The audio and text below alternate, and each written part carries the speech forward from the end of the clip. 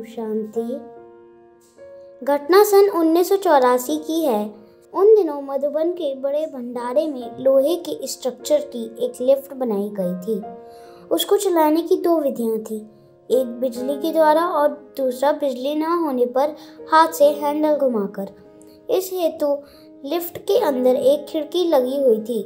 उसमें से मुंह बाहर निकालकर आवाज देनी पड़ती थी कि ऊपर करो या नीचे करो। एक दिन सुबह 7 बजे मैं लिफ्ट द्वारा भोजन ले करके ऊपर वाले भोजन कक्ष में जा रहा था कि उसी समय बिजली चली गई और लिफ्ट बीच में ही रुक गई। मैंने खिड़की में से बाहर मुंह निकाला और चालक भाई को आवाज दे ही रहा था कि आप हैंडल घुमाकर लिफ्ट को ऊपर करो। तभी बिजली आ गई। समय इतना कम था कि लिफ्ट का बिजली का स्विच बंद नहीं किया गया था।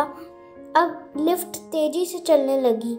मेरा मुंह खिड़की से बाहर होने के कारण नीचे की ओर झुकने लगा और लिफ्ट का केबिन ऊपर की ओर चलने लगा।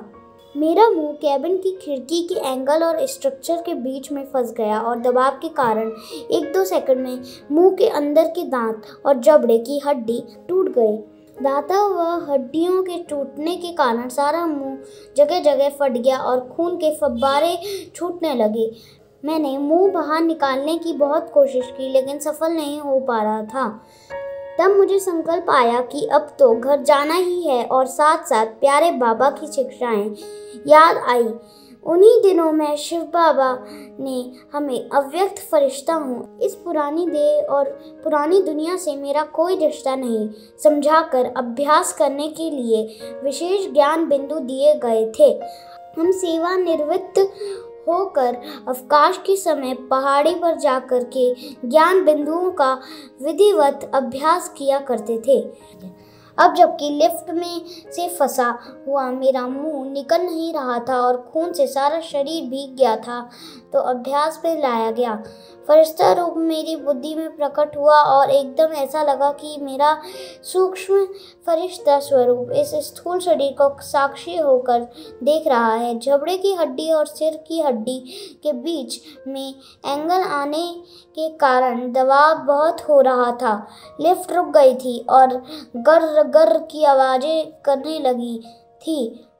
इतने में ऊपर से भोजनालय से कुछ भाइयों ने यह दृश्य देखा और वे चिल्लाने लगे कि लिफ्ट नीचे करो। तब लिफ्ट नीचे आकर रुक गई और मेरा मुंह बाहर निकल गया। मुझे अस्पताल में लाया गया।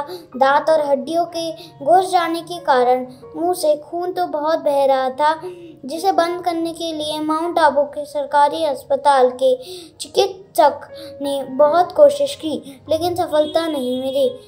उसने अहमदाबाद में ले जाने का परामर्श दिया। जब मुझे जीप में जल्दी से जल्दी अहमदाबाद ले जाया जा रहा था, उस समय की भी मुझे महसूस हो रहा था कि जीप के साथ साथ जैसे मेरा फरिश्ता स्वरूप उड़ भी रहा है और साक्षी होकर ये सारा दृश्य देख भी रहा है।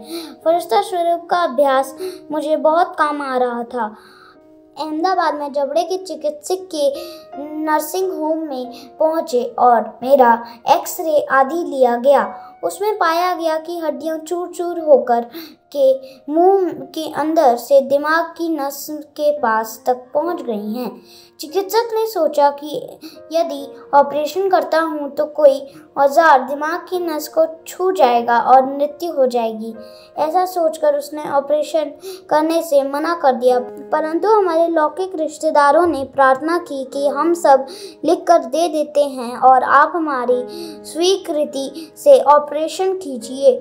तब रात को 11 बजे शल्य क्रिया शुरू की गई। चिकित्सक ने अंदर की सभी टूटी हुई हड्डियां निकाल करके मुंह को बाहर से ही सिलाई आदि करके सुबह 3:30 बजे तक ऑपरेशन पूरा किया।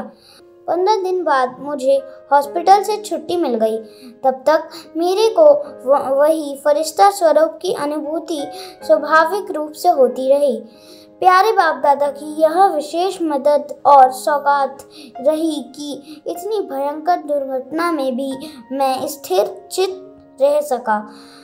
शिव बाबा मुझसे अपने भंडारे में जैसे कि कोई पुराना शरीर छोड़कर नया शरीर धारण करता हो इस सम्मान के साथ सेवा करवा रहे हैं।